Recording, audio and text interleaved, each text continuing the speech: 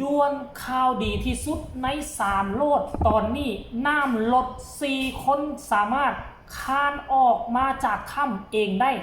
ท่ามกลาง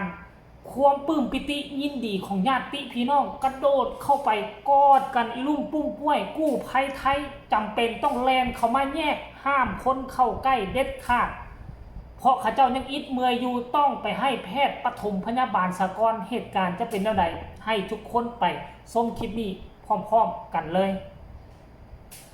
สบายดี FC แฟนคลับทุกท่านกันแล้วกันมาพบมาพ่อกันคลิปนี้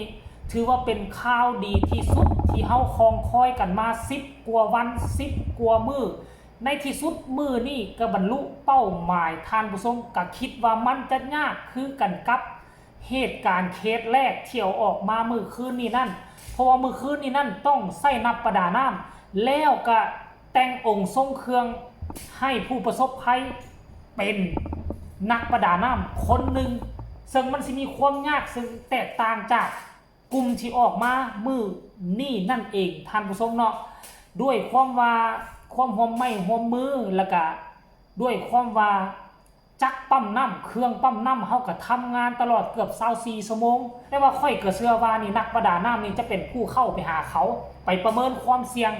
และน้ำก็ได้ลดออกมาก็เลยนักประดาน้ำที่พาเขาย่างออกมา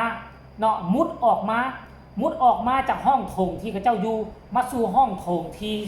เป็นกองบรรณาการน้อยๆอยู่ในถ้ำหลังจากนั้นแล้วเขาเจ้าแข็งแห้งถือว่าแข็งแห้งดีแล้วก็เลยคานออกมาตามที่เขาเจ้าเคยคานเข้าไปอันคนอยู่ทั้งนอกถ้ำกับพวกคิดบ่ฝันว่ามันจะได้เห็นช็อตนี้ว่ามันจะได้เห็นภาพบรรยากาศแบบนี้ท่านผู้ชมเอ่ยอึ้งทึ่งกันไผจะไปคิดว่าลูกตนเองจะรอดไผจะไปคิดว่าพ่อของเองจะรอดพ่อตนเองจะรอดมาโดยเฉพาะน้องอ้วนหนึ่งในอาสาสมัครกู้ภัยเป็นคนไทยบ้านเป็นคนพื้นที่พยายามเคียงคู่กับกู้ภัยไทยมาตลอด10วันในที่สุดก็ได้เห็นหน้าพอโตเป็นพอเพิ่นออกมาเพิ่นก็กระโดดห้องให้ใส่อ้าวคนอื่นก็เห็นน้องอ้วนกระโดดกอดพอไว้คนอื่นก็แล่นมากอดญาติพี่น้องตัวเองได้บ่เนี่ยแล่นมากู้ภัยไทยก็จำเป็นต้องกระโดดใส่บอกว่าหยุดให้แยกออกสะกอนแยกออกอย่าสู้ไปญาติอากาศหายใจของเขาเพราะว่าเขาอยู่ในถ้ำหลายมื้อหลายวันเนาะห่างกายปอดก็เริ่มบ่ปกติแล้วได้แยกออกทันทีทันใดแล้วก็หิ้วปีกเข้าไปหาทั้งแพทย์ทั้งหมอท่านผู้ชม FC แฟนคลับรายละเอียดให้ทุกคนไปชมคลิปดังกล่าวนี้ก่อนซึ่งค่อยได้มาเป็นคลิปสั้นๆประมาณ1นาทีกว่าช่วงคณะค่อยเฮ็ดนี่ก็เฮ็ดคลิปอยู่อาจจะมีคนอื่นปล่อยออกมาตื่มแล้วหานี่ยากสุดเพราะวันสดๆในห้องประมาณ13โมงปลายหน่อยนึงนี่แหละคนเขาเจ้าออกมาเองนะท่านผู้ชมเนาะ13โมงประมาณ13โมง15ตอนนี้13โมง26นาทีให้ทุกคนไปชมคลิปเรานี่สะกอนแล้วจังว่าพ่อกันในช่วงต่อไป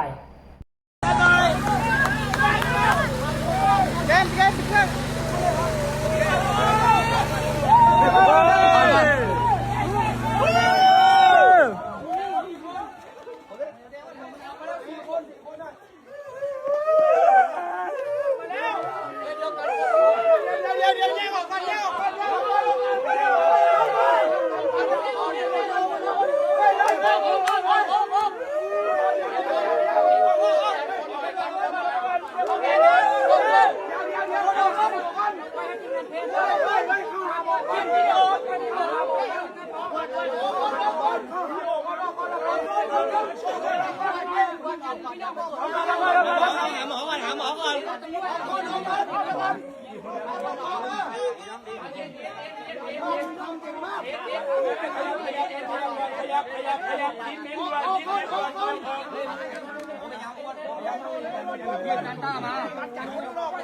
เอามาหมดเลยอะไรข้างล่างอยู่เรื่องมาเลย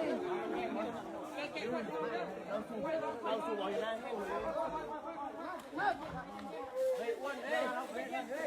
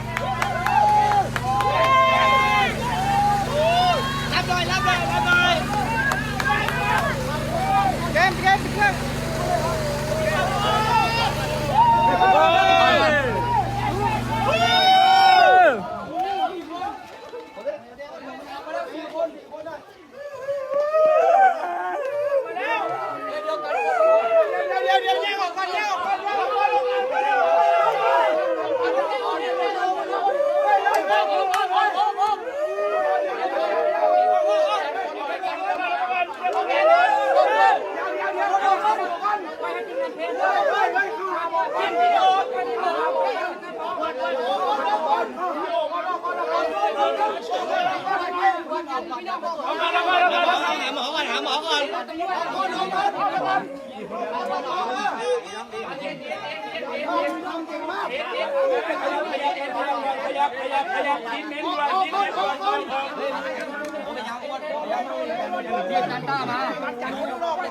อกมาหมดเลย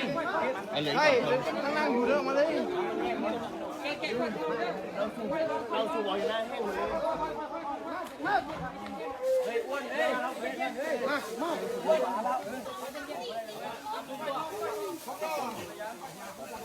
แม่น้ำเกลือ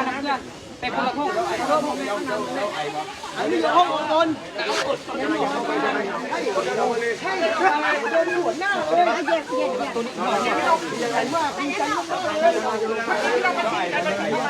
ทำไมว่าไงทำไมวะ เห็นบ่ทุกคนเพราะว่าครั้งนี้น่ะทีมงานบ่ได้กะเกี่ยมไว้ได้ทีมงานบ่มีไผกะเกี่ยมทั้งอันไอ้ปอนก็อยู่ทั้งหน้าถ้ำและทั้งนักประดาน้ำของอันมิโกะกับอันพี่น้องชาวไทยคนหนึงก็บ่ได้เข้าไปนั่นหมายความว่าจังไดนั่นหมายความว่าน้ำแห้งแล้วเดินออกมาเองได้บ่ทุกคนเฮ้ยเรือเสืออีหลีแต่ว่าถึงยังใดก็ตามท่านผู้ชม5คนนี่น่าจะปลอดภัยเกือบว่า 100% แล้วแหละแต่ว่ายังเป็นห่วงก็คือ2คนในเมื่อเนาะ5คนนี่รอดปลอดภัยทีมงานกู้ภัยมี 3-40 คนนี่สุ่มใส่คนหา2คนค่อยคิดว่าบ่เกินอีกมื้อ2มื้อนี่คงจะได้ยินข่าวดีเป็นแท้แน่นอนโอ้โหสาธุทีมงานกู้ภัยไทยลาวแล้วก็ทีมงานของฟินแลนด์มาเล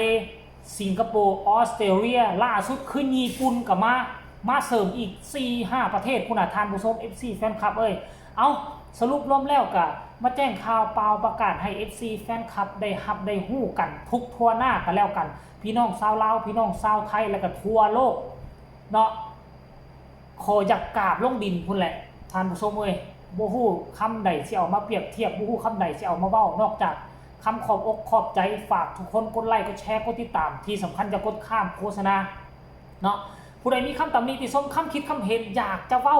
อยากจะโอ้จะลงพวกเจ้าอยากเว้าหยังในเมื่อ4คนออกมาแล้วโดยเฉพาะคือ4คนออกมาด้วยตนเองซ้ำพวกเจ้ามีคำใดอยากเว้ามาเลยทางใต้คอมเมนต์สำหรับคลิปนี้ลาทานผู้ชมไปก่อนสบายดี